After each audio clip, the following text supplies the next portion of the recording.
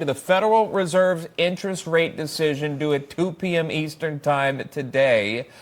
Even if you don't pay a lot of attention to the economic numbers, this one's a big one. The central bank all but expected to cut interest rates by at least a quarter percentage point. Investors will also be paying close attention to Fed Chair Jerome Powell's press conference, seeking clues about what might happen in the months ahead. Here with the preview, Brandon Arnold is the Executive Vice President of the National Taxpayers Union. Jim Jolt is the President of the Minnesota Private Business Council. Gentlemen, welcome. Thanks for coming on. Brandon, we'll start with you. What are your expectations for today?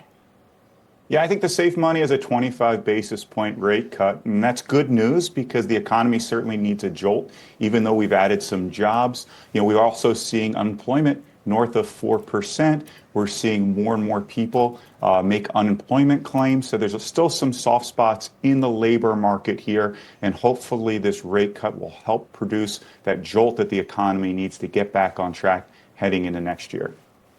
All right, Jim, your thoughts? Well, the Federal Reserve is between a rock and a hard place here, courtesy of the Biden administration. On the one hand, we have persistently high inflation, courtesy of their massive spending through the course of the past 4 years.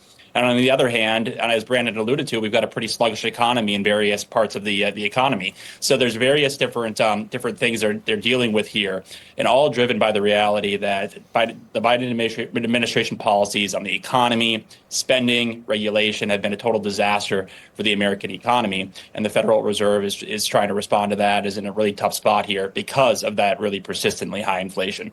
Yeah. Let me jump in really quick, if you don't mind, just on that same question, just a follow-up for Brandon. So the Fed makes a cut. Who sees that first in terms of the outcome of a cut? Because it's not like all of us here are going to go to the restaurant and now everything's down 25 basis points paying for your entree. Who sees that first? Well, investors certainly. Investors actually appreciate that even before the rate cut takes place because we see that jolt in the markets that's already taking place as reflected by futures this morning. But beyond that, eventually we will see, hopefully, lower interest rates in credit cards, mortgage rates, and so forth. So that'll produce that boost, giving people additional liquidity, giving them more flexibility to go out and purchase a home, hopefully with a lower interest rate attached to it, so they're not being completely consumed by the interest costs related to that big six-figure purchase. Yeah, maybe if people have been waiting, when do I want to buy a home? When do I want to buy a new car? Could it be in the second Trump administration? And we've got more insight as to who is donating some money to the inauguration. Several corporate donors, by the way, most recently Robinhood and Uber. So, Jim, you've got millions coming in here and there. What's really behind these donations? Well, in so many different ways, the Biden administration has had its foot on the neck of the American economy. And I think what you're seeing is a lot of companies, Robinhood is a good example, there's been such mismanagement of our financial regulation, not good regulation or bad regulation, it's just not really dumb regulation, ways in which they're putting their foot on the neck of the American economy, the financial sector. And so I think there's a lot of interest in the Trump administration and the various ways, via Elon Musk and otherwise, that they can have a positive effect on the American economy. Opening bell, 9:30 on the dot here as we take a live look at the floor of the New York Stock Exchange here on this Wednesday morning. The Dow closed down about 268 points yesterday, so we'll see how it fares today. Again, a big day for the Fed in terms of cutting interest rates. Will it be 25 basis points? We'll watch for that. And Brandon, I'll go back to you on this. So Trump affecting Canada, and we'll explain.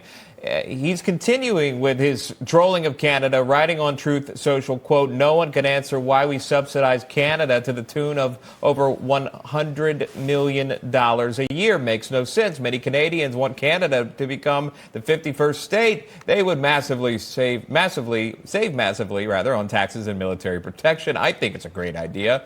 51st state comes as the sudden resignation of Canadian Prime Minister Justin Trudeau's most senior cabinet member, the former deputy prime minister and finance minister. She blamed, again, just bringing this up because she quit because she blamed the threat of tariffs on Canadian goods from President-elect Trump. Interesting moment. Brandon, your reaction to that, the threat of tariffs already shaking up Canada. He's trolling Canada on Truth. Your read on that? Yeah, I mean, I think this is purely a troll here. We're certainly not subsidizing Canada to the extent that the president suggests here. Subsidy would be a government payment, and if that was the case, then absolutely that should be eliminated immediately. But what he's trying to do here is increase his leverage with regard to Canada to stop inflow of illegal immigration, to stop the inflow of any illegal drugs. But there's no subsidy here. I think this is more saber rattling than it is real serious policy. And hopefully we'll get to a point where we can negotiate a good relationship with Canada, very important trading partner, very important strategic partner when we talk about national security and global security, of course. Yeah. Talk about the message that Trump sends when he calls him Governor Trudeau. Wow. He's not even sworn into office. Again, definitely sending a message about who's in charge. But yeah, we'll wait and see actually what happens with Trudeau. Does he keep his spot at the top of the Canadian government? Brandon Arnold and Jim Schultz, thanks so much for joining us today. Thank you. Thank you.